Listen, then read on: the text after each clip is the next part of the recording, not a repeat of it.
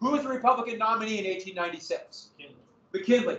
And who ran Ohio and therefore pretty much owned McKinley?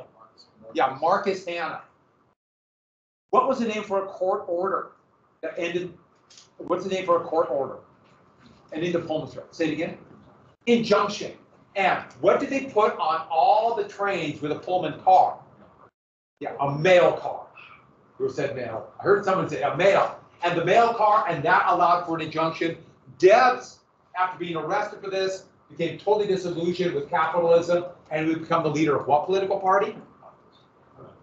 Socialist Party. Yeah, because populists, even though they had some socialist influence, they were not socialists. So, McKinley, gold standard, but the Republicans did have a huge advantage. They weren't in office when the panic hit. They weren't in office and therefore blamed for the Pullman strike or the seemingly uncaring attitude around the Coxey's Army. And so they had an advantage. The Democrats, Cleveland still supported the gold standard. And back then, the Democrats required 2/3 of the convention. Southern states put that in back in 1840 to make sure no anti-slavery Democrats would be elected. We do not pick presidential nominees this way anymore. This would end, and for the Democrats, the last one will be 68, for the Republicans in 72, 19. Okay, so William Jennings Bryan, in this hung convention, they could pick nobody, hung up on gold and somewhere influenced by the populists, 36 years old, young congressman from Nebraska. The convention's in Nebraska. They're trying to steal some of the populist thunder. What city is the crossroads of humanity, of civilization? Omaha. Omaha's the most cosmopolitan town in the world. To be honest, I think a lot of you would be too overwhelmed by Omaha. Start with Great Falls, and then move step by step to Omaha. Well, he was known as being a great orator, but pretty much unknown. Darkos. And he's not really running for president per se, but he's very ambitious. He got up and gave a speech. He had a great voice to go a little bit high, and a high-pitched voice actually is better for a big room without amplification. And this was at one of those temporary wooden fire traps they built for 10,000 people. And they were tired and exhausted. They voted all night and couldn't pick a nominee. It was a disaster. So he got up to this exhausted speech, but at the same time, this was at a time when people wanted to hear long speeches. They had much longer attention spans than the gnat-like attention spans we have today. Thank you, technology. And they wanted to. They were ready for this. So when he got up and started speaking, it wasn't like immediately everybody was listening. But he had that gift that great orators do, where he just grabbed them and he held the audience.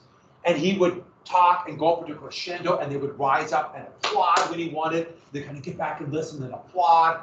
Just a gift. And so think about, for an hour, he had them. And when he finished the speech, he finished with a crescendo that people would talk about for 100 years. So let me read to you the speech. Get comfortable. It's going to take a few days. All right, so I'll read you the last few sentences. It's a great ending. And don't forget, he has populist ideas. And pre-Silver kind of represented all the populist ideas. But the big thing is more coinage of money or more currency, inflation. But also it implies the anti-monopoly and that sort of element.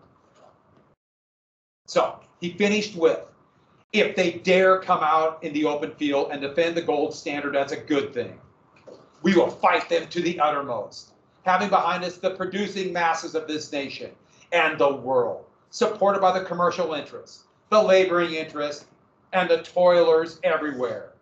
We will answer their demand for a gold standard by saying to them, and everybody was like, what? And he had them. You shall not press down upon the brow of labor this crown of thorns. You shall not crucify mankind upon a cross of gold. And they were silent. Say for 10 seconds, just silent. And then all of a sudden, the place just erupted in cheers and standing up. And they stormed the stage. Unfortunately, they didn't have a camera set up. And where's my mouse? They picked him up on the shoulders and carried him around. And by acclamation right there, made him nominee for the Democratic Party. Unknown to nominee overnight. And people were like, that speech was amazing. We're not sure what that last part meant, but it sounded great. Had kind of vaguely religious, but it made them feel like he's somebody who's standing up for us. We are downtrodden, and he is there for us. A man of the people. It was a remarkable speech, and it would forever change politics. Forever. This is going to be the beginning of candidates really campaigning for themselves. That never happened before. And this unknown now is the nominee. And the thing is, he stole the populist line. Free silver was the populist. Remember the pig dog? That's their thing. Free silver. And remember I showed you the silver map here? That was a populist thing. And the populists were expecting or hoping to become one of the two parties. No, the Democrats stole it. And now the populists are at a real problem. What do? If they nominate their own guy, that splits the free silver vote and assures McKinley's victory. And so they're, so to speak, kind of walking a tight line, as you can see from this very exciting picture right here. See? High Wire Act. You like it? Yeah, this French Billionaire, I think I'm mispronouncing it, but he was a famous high wire act in the 1970s. He would do his most famous one. Yeah. Who's the guy that did it? Yeah, did the Twin Towers over 100 stories high. Yeah, got a wire strung and broke the law. There's a good movie about that. Yeah, because it was illegal. There's a good movie, but I'm scared of heights. And it actually made my stomach hurt, those scenes of him 100 stories up on a wire. So if you're scared of heights, enjoy it. He's just kind of like bouncing around. Yeah, he's a loon. So they nominated Bryan too. They rolled the die and nominated Bryan. Okay. So they picked a different vice president. So they're throwing their lot in with the Democrats. Now, this cartoon from 1896 implied Bryan, and here's Bryan, as the populist python, as like a snake swallowing the Democratic Party. But it's the other way around. The Democrats absorbed the populists. And one more thing. This thing got the Democrats and fit in with a lot of the feeling that this was an intensely biased and racist time. So here is a populist, but now for the Democratic nominee cartoon, and it's showing the cross of gold, and here's labor being crucified on it, and those across is the Republican Party, corporations holding them up, the crown of thorns by Hannah, and look how they draw McKinley in his pocket. It's very clever, but it also shows the intense prejudice and racism of that time, especially amongst the populace. They had debts, they hated bankers. The Rothschild family was a large banking family from Britain, still is a large family, and they happen to be Jewish, and that fits in with that horrible myth from the Middle Age about the Jewish bankers. Remember I told you about that the other day? And it fits in with that horrible prejudice, and don't forget, this is the most racist time in history. And it would be till well after World War II. And it's not just here in the United States, it is worldwide. This is a horrifically racist and awful cartoon, but it's important to see that attitude. But that kind of spread to all urbanites. So, with that, that's the end of the populists. They're going to be absorbed by the Democrats. Absorbed. So remember I showed you that cartoon of the populist party as a big hot air balloon? Here's the balloon down, same cartoonist. And the populists are dead. They rolled the die, all or nothing, for their campaign. And you could argue it was a mistake, but third parties do not survive. They would have died unless they became the party. And so I don't know what else to do. I'm there.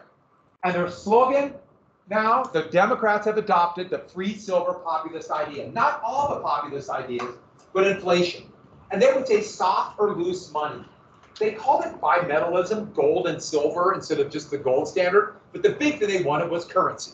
But also, Bryan was intensely anti-monopoly. He despised social Darwinism with a passion that would actually hurt his reputation down the road. And he tried workers' rights. But the problem they had is with that anti-urban, anti-immigrant, prejudice bias, oops, they had an anti-urban bias. Andre, you had your hand up. Whatever happened to Puck magazine? Because I keep seeing all the. Yeah, Puck was one of the biggest satirical political magazines of that era. It got absorbed into another magazine in the 1950s. No, it's not. Good. It got absorbed, and then that couple versions eventually it became part of Time, and there still is Time magazine. But magazines are not dead, which is sad. Magazines are kind of nice. But you guys don't have any idea. No offense. I mean, you just don't know. Be the same way talking to me and having my uncle tell me about how things were a lot better when we had telegraphs. Yeah, you're right. They might have been, but I don't have any idea. No, it's just like a different world. Ah, the march of time. Moving on. This is an anti-Bryan cartoon. And all those tags are like he took it to the pawn shop. He pawned them to get money. Basically, pawning is you borrow money from the pawn shop and your collateral is what you give to the pawn shop. And so like the whole thing is a low rent campaign. That they're mocking him as a low rent, a blowhard who doesn't really mean it, which wasn't quite true. So this campaign became known as the gold versus silver campaign. Gold bug, silver bug. And the gold standard, the conservative tried to say, we're stability. Nothing risky, the gold standard. Which is something that conservative economics has played to this very day. We represent stability and ways that have worked in the past. While the populists try to we represent the people of more money, workers' rights. And so it became like a team. I'm on the gold team or the silver team. And soon the issues became secondary to the slogan. But slogans work. They might not know all that's going on, but they'll remember free silver. They'll remember the gold standard. They'll remember, like down the road, you'll get like the New Deal or the Fair Deal, the Square Deal. Because there were a lot of deals back then. The New Frontier, things like that. Slogans work to this day, even if nobody really knows what they actually stand for. So Bryan actually campaigned around the country. He did a couple big train tours, including the Montana. You can imagine how he was huge in Butte. He gave a speech in Butte because miners, free silver, lots of farmers. Here he is in Iowa. Here he is in Illinois. He sometimes gives speeches from the back of a rail carriage. The first candidate in American history to actively campaign for themselves intensely, not just give a few speeches and then let newspaper or posters do the work. Here he is actually a few years later. I just love this one because he would give this great speech. He's the boy orator, he was called it, even though by 1908 he didn't look all that young anymore. Hey, he aged. But he gave this speech, had people just cheering and yelling with him. I love this one because look at this guy. He's like, oh God, I've heard this spiel 100 times before. Same old thing. Even the greatest orators, you get those people going, oh God, he's doing it again. I'll tell you that story when we get to the March on Washington for Jobs and Freedom in 1963. But it felt like he had all these people. Those are just tiny percentages of the population. No matter how excited they are, rallies only have a few people. The Republicans ran what's called the Front Porch Campaign, where McKinley, now knowing he's got to match this, said, I'm too busy as governor of Ohio. So here's the governor's mansion in Columbus, and he just stayed there, occasionally giving speeches where he just would do platitudes, but now they have to kind of campaign, but he's like, I'm so busy being governor. In 1972, Richard Nixon would do the Front Porch Campaign, but they called it the Rose Garden Campaign. This big rose garden in the back of the White House, and he said, I'm too busy being president. And a lot of campaigns will do that. I guarantee you that is exactly what Joe Biden's plan is for 2024. I'm so busy being president, and let ads do it. And my guess is both will kind of do that because there's an issue of age. But moving on, front porch campaign. And let money do the talking. But Brian, of course, is going to be attacked of what's BTA stand for? Yeah, of these radical policies that will destroy the country. And think about campaigns, you don't have to be honest. Here is a Republican ad outside a Democratic campaign, and it's showing what free silver is doing to all these other countries. You want to be prosperous? Like Guatemala or India, 2 cents a day, China, 10 cents a day, which then was low salary as it is today. Implying all those places that went to free silver are now decrepit and poor, backward areas, 15 cents a day in Japan. Is that what you want for here? Those countries had nothing like what Brian was proposing or the Democrats were proposing. Doesn't matter. Just say it, give people an argument, or most people are busy. They're doing their, actually living and surviving, and so they don't pay attention to those facts. This might surprise you. The campaigns are going to lie to you in 2024. Did I just ruin your entire? Just wait till you get the Senate ads. Yeah. What was the average wage? The average wage, I don't know the hourly wage, but the median wage was about 100 or get my numbers right, about $450.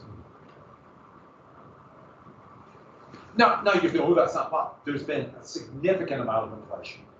So money back then bought a lot, but it's still pretty low. It's still pretty low.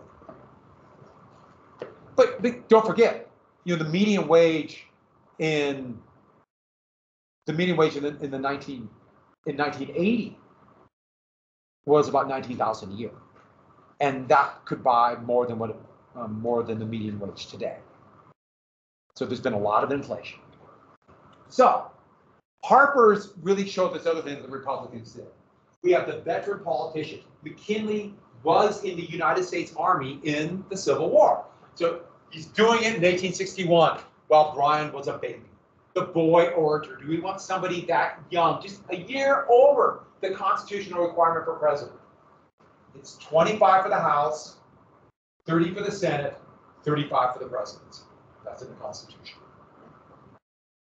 And they really pushed this. Now, he never was in combat. Doesn't matter. The closest he got to battle is he served coffee to General Burnside at the Battle of Antietam for Burnside's Bridge. There's a big monument for him there. I'm not kidding. And all he did is serve coffee. But when the election came, blue in this are the Republicans. Yes, I know my honoriness against the blue state, red state. So that's Republicans. The populists really thought workers would come out. The problem is, workers were told, if you vote for free silver, we're shutting the factory down. And this is still pre-secret ballot. You went and voted. Let's say you were a factory worker and you went and voted. You voted right in front of somebody representing your boss. And it was, are you sure you're going to vote that way? I mean, they were told, you will lose your job if you vote for Brian. Now they said, your factory will shut down, but what it really meant, you're going to be fired. And so the most industrialized area stuck with the gold standard. So it looks like a lot, but it's very misleading. Brian did not do as well as they thought, and he's going to run 2 more times, and each time do a little bit worse. The importance of Brian and why this election is so important is not how he did in the election, it's how he changed politics. So add one more thing, campaign. This is the first time they actively campaign. And now we're going to get kind of active as 80-year-olds can be. Don't get me wrong. There can be very active 80-year-olds, but that still is getting pretty old. And my guess is that, I don't know, it's going to be very controlled. You have President Biden the other day saying that he was just talking to President Mitterrand of France. Well, Mitterrand hasn't been president of France since 1992. And then former President Trump was talking about how he defeated Barack Obama for president in 2016. No, he didn't. And so they're going to be very controlled in this election. It's going to be, we don't want them to, well, especially, you know, the president's going to be even more controlled. So that's an issue. Hey, people make, the current president of France is Macron, Mitterrand, you know, it's, when you get older, names start blending together. Hey, I was called my brother's name by many teachers who were very intelligent, and they did not seem ancient to me, but younger than I am now. So have some sympathy. And it's easy to forget, you know, but still, that's why they're going to control. Back to this thing. It's not just campaign. It also showed that urban interests are going to come to dominate politics from now on. Urban interests. And even candidates who try to appeal to rural voters are still representing urban interests to this day. And urban, the percentage of people as farmers is now below 40%. I think I have that. Yeah. It's just about, it's under 40% by this election. And so there's just not as many farmers anymore. But also it shows the importance of money. 1840, the log cabin campaign was a real campaign about image. But still, it was only done by newspaper editors. Active campaigns require money. And this was the first one where it showed how, a couple different things, how candidates need a lot of money. And big money donors, as I mentioned before, realize we give money to candidates. They will do what we want. You dance with who brung you. Bryan raised $700,000 in this campaign. And that was an unheard amount of money back then. Just unprecedented, $700,000.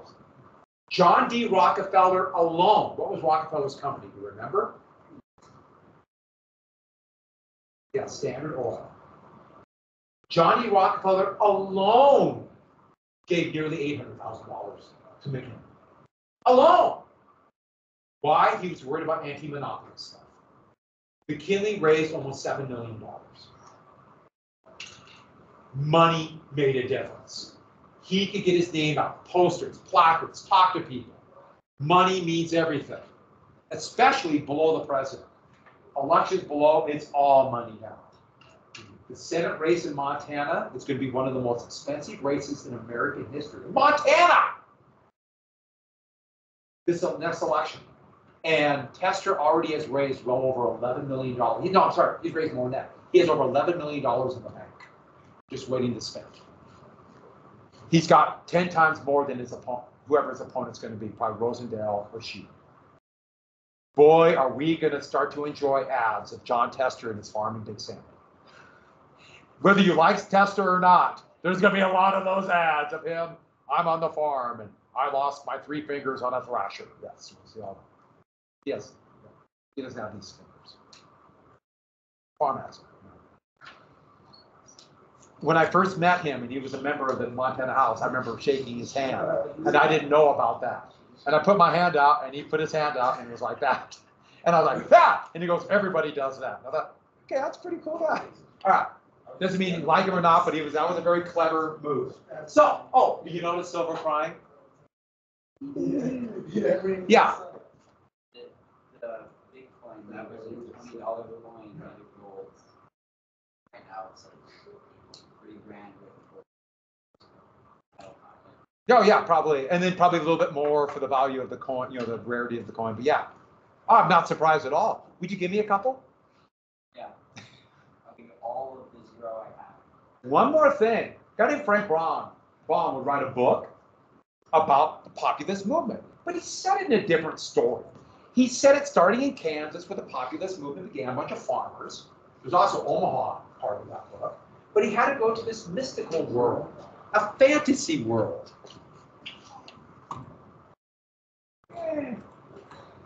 Oh, we're jumping right here. We'll come back to that. The Wizard of Oz. The Wizard of Oz is a metaphor, a parable of the populist movement. The characters in it all have representation of the populace. The yellow brick road is the gold standard. Oz is the capital. Oz, O-Z, ounces. It's all representation. Has anyone seen the movie Wizard of Oz? If you haven't seen it, it's fantastic. It's such a good movie. It is so good. And what color slippers does Dorothy have? They're ruby slippers, but in the book they're silver. Silver. The travelers on the road, Kazi's army to the capital. Industrial workers, farmers, blowhard politicians that, if they have courage, can make a change. It's all, like Brian, all have representation. One more thing I'll tell you real quick from the movie. See the rust on the Tin Man? Anybody know how they did it in the movie? Chocolate. Yeah, it's chocolate. There's a lot of stories, good, bad. I highly recommend this movie. If you've seen it, you might recognize this was in the newspaper, and I thought it was wonderful. To kill and kill again. They do kill the Wicked Witches. Yeah. Do the other like 15 in the streets politics? No, they start. He's cashing in on the kid's story. But the first one is populism, and he was sympathetic. It's argued if he was directly thinking populism, would start writing the story, and they kind of just did it.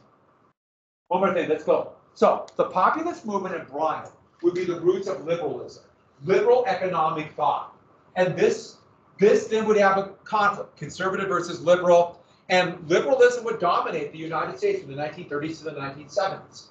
Also coincide with the massive growth of the middle class, and the only time in American history, world history, that the gap between the rich and the poor shrunk. But the big goal was to reform capitalism. And here is an anti-McKinley cartoon. When McKinley is president, Uncle Sam, fearful as monopolies are going in the White House. And yeah. McKinley was against antitrust. So the progressives, they're not the populists. They're not the same, but they use many of the same solutions. The New Deal really was a populist movement. We got to get the years. So the first 20 years of the 20th century, the New Deal order in the United States was 1930 to the 1970s, even though many of the things that we consider about government are going to come out of the New Deal and the 1960s Great Society of Lyndon Johnson. All those have their legacy from the populists. And you see elements of legacy of the populists today.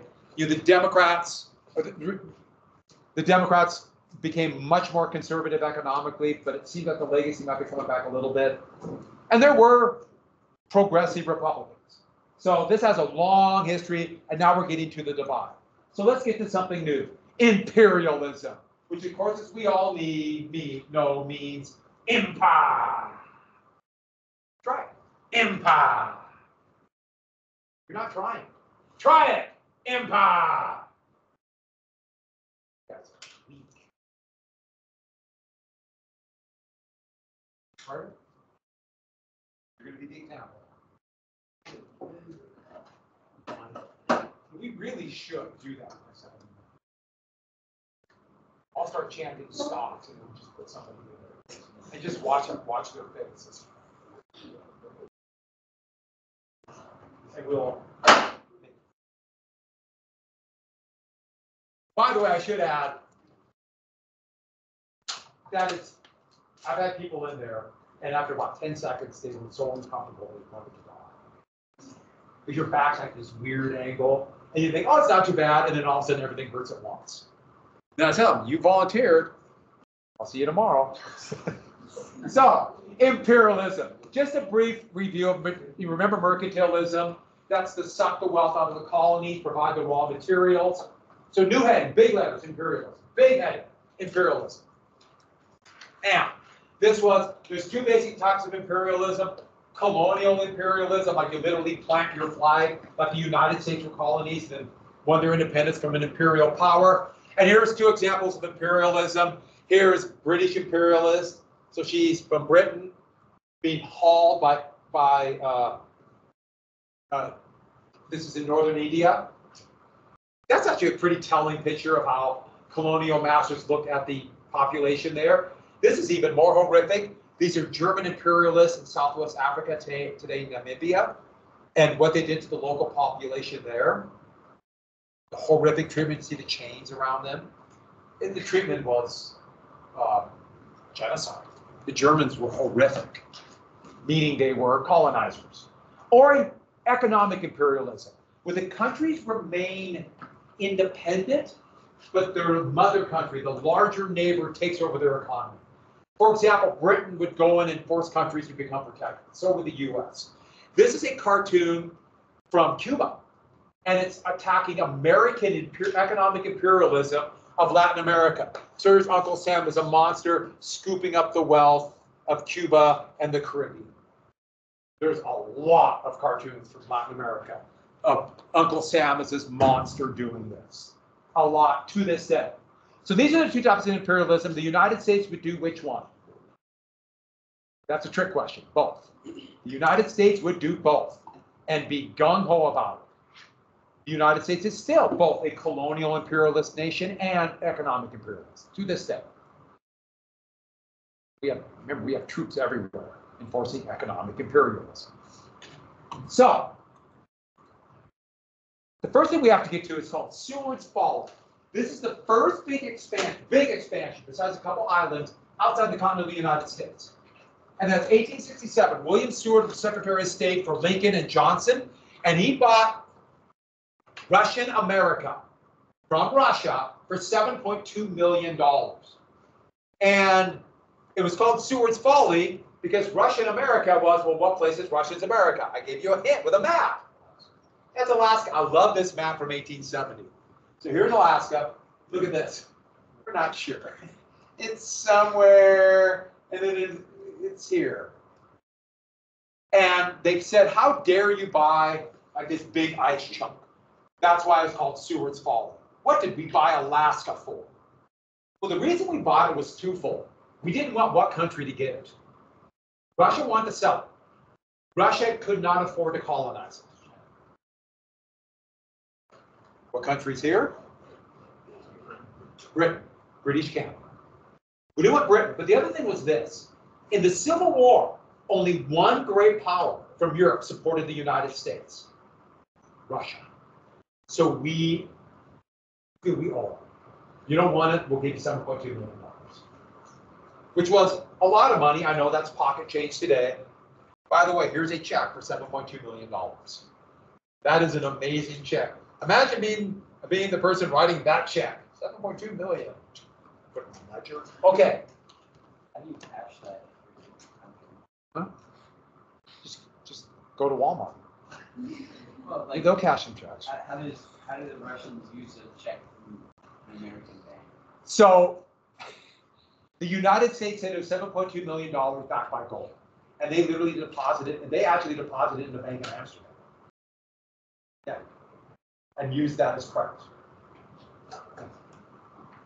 It's not much different today. Now we just move money around electronically, but they literally just, and it was all, okay, the US said it's worth gold, so now the bank has it, and the Russians use that to borrow money on it. So, 1898, though, this chunk of ice that the United States thought was a folly would turn to valuable. What turned to very valuable? What was discovered in 1898?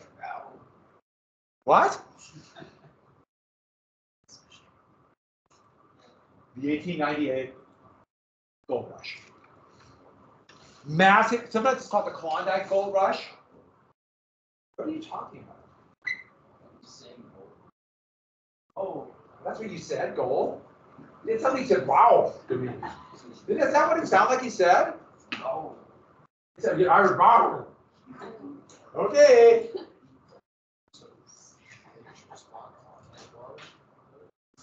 Yeah. They bought Klondike bars and nothing else. Yes, that's actually where the name comes from, though. It's the Klondike Gold Rush. That's it. That is actually that old. It's kind of funny how that happens. But yeah, and they bought ice cream. But the big thing about the gold is this. Remember we had the Panic of 1893.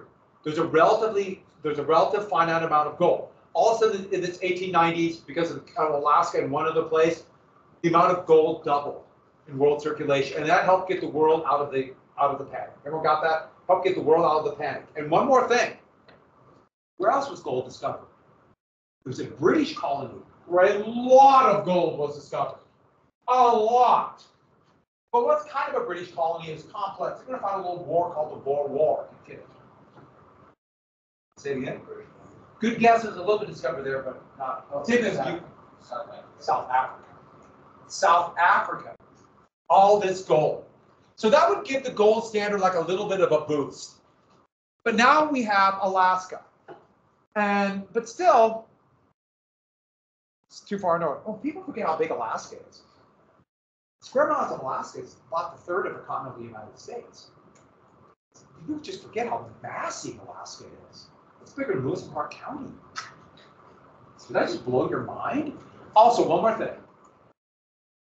What president back in 1797 would warn the country as he was leaving office, what's called now we call a farewell address, against not only political parties turning to war, but also foreign entanglements? Yeah?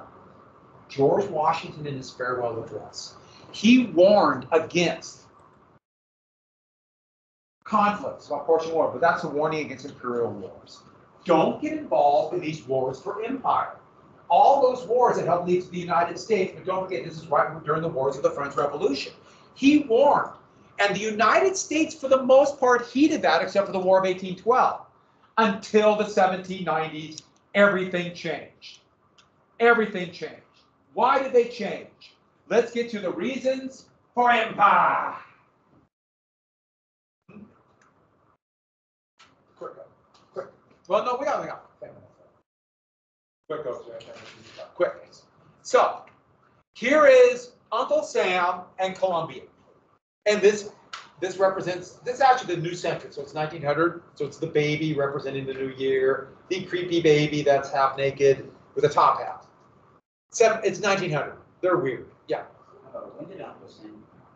Well, Uncle Sam came out during the War of 1812. But it was kind of joint, its caricature for the United States with Columbia until World War I. And here's the United States in 1900. So American worker, paper out, businessman, farmer. But there's more. The United States has grown. Cuba, Puerto Rico, the Philippines, and the Hawaiian Islands. It's a radically different country. Why did it change? What were the reasons? Number one, the closing of the frontier. It's no coincidence that the massacre at Wounded Knee, after that sad, tragic ghost death, would be 1890. The West had been conquered. The people living there have been driven off the land or murdered. The United States had taken this land in the West, and they still look westward. What was that idea back before the Civil War? To make the United States a continental power, it's our duty to spread the civilization. What was that called? It is our duty to spread westward. Manifest destiny. Well, that's the idea that America was this exceptional nation we must continue to spread, and that did not end. So it was still energetic. Next, the Panic of 1893 brought home this idea that we have to unify the country.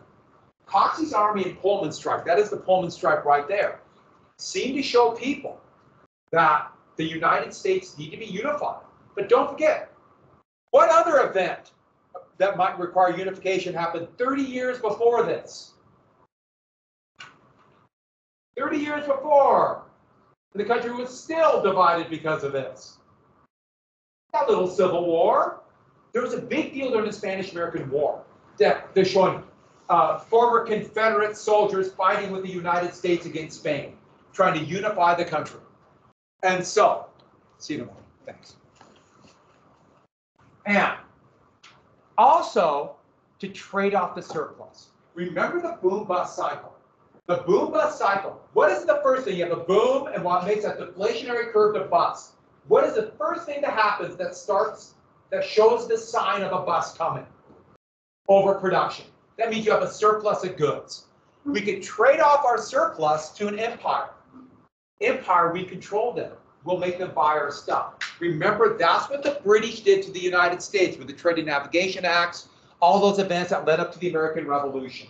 And here it's trying to show the United States could put up tariff walls, create an empire, home market, and not worry about other countries. And this shows how trade boomed in this period. Exports, imports. 3. It's hard in history to find a book more influential than or author more influential than Alfred Thayer Mahan. Mahan would write The Influence of Sea Power, and it was all about how countries become great powers. So everyone just called it The Influence of Sea Power. But it's in the years 1660 to 1783. What European country became a great power in those years?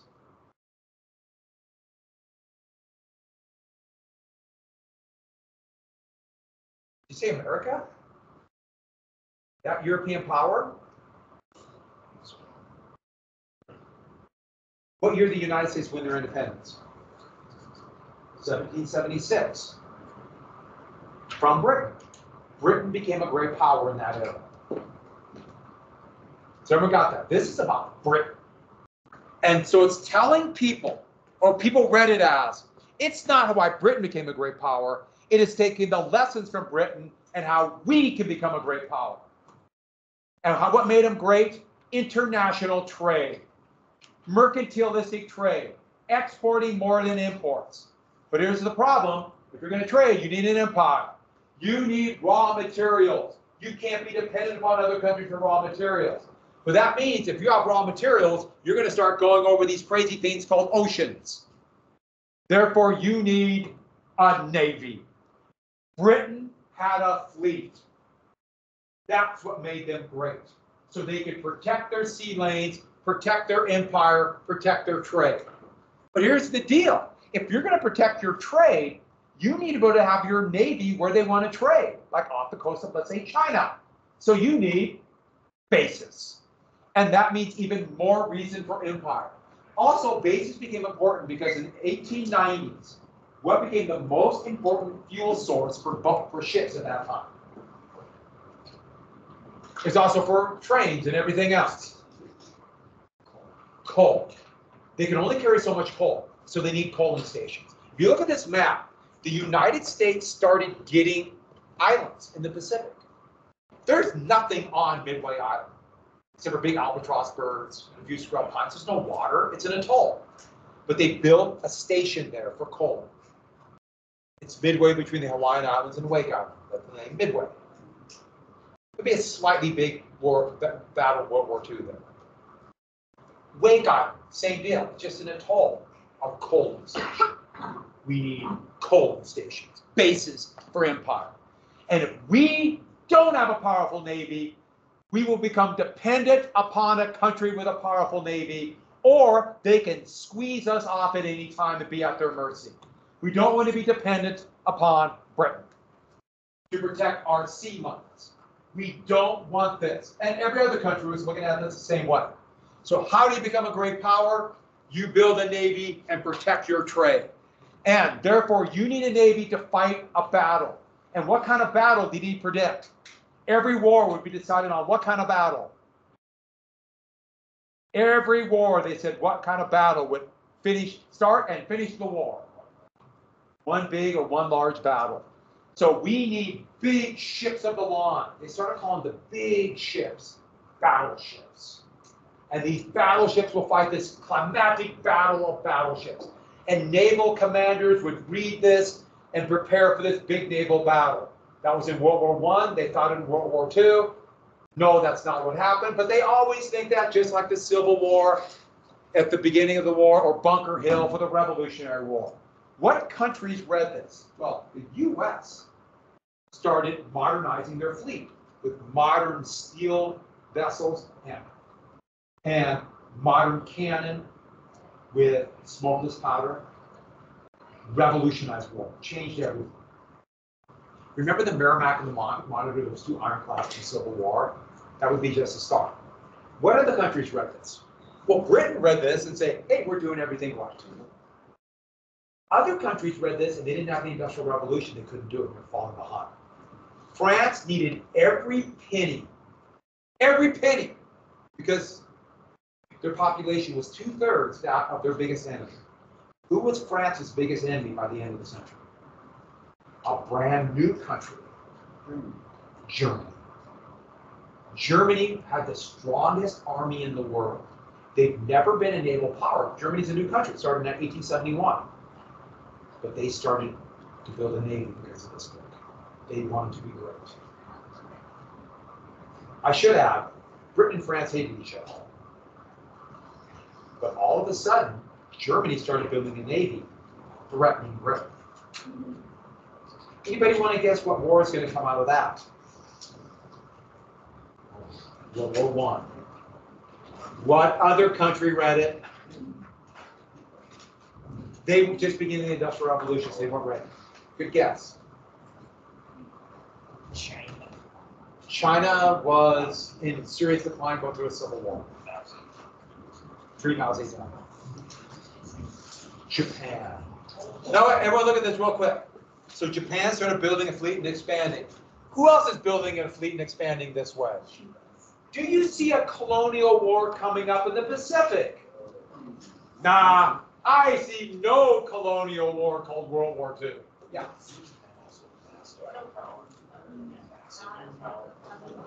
Not yet. They would start building a very large airplane jets. All right. We'll make funny animated. Yeah. That's exactly not how the war happened. We only won the battle with 1.5 minutes. Well, there's a number. We had a clear advantage and a bunch of lucky things happened. We really just wanted. Oh, not by then. We're pretty. We had regionally 3 aircraft carriers in the battleships. The Japanese were much more disorganized. They had a shockingly complex plan. Admiral Yamamoto, their commander, loved really complex plans.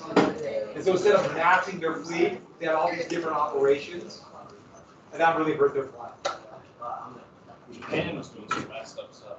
It was it's an incredible battle. And they made a, That one of the cars. Sorry. pick it up, throw it away. Yeah, even though it's a horrible movie, you can buy it. The Midway movie's bad. I've never watched it. I gotta be honest with you, I can't. I don't have to stop it. But every story I saw, I thought Cillian Murphy was good in it, but that's about the only part that I liked. Who? Cillian Murphy, Oppenheimer. Who played Oppenheimer in that movie? Oh, okay. It's good acting. I don't know. I watched it like 2 years ago. I don't really like historic movies. I'm more of a sci-fi guy. Oh, hey, whatever taste you have. Have you ever watched Mad God, the stop motion animation movie? Oh, you should. It's so weird. What's it called? Mad God. Mad God? Yeah, you're gonna want to shut it off like halfway through. You keep watching. Well, then why do I want to watch it? It's good. It's good. See you later. See you tomorrow.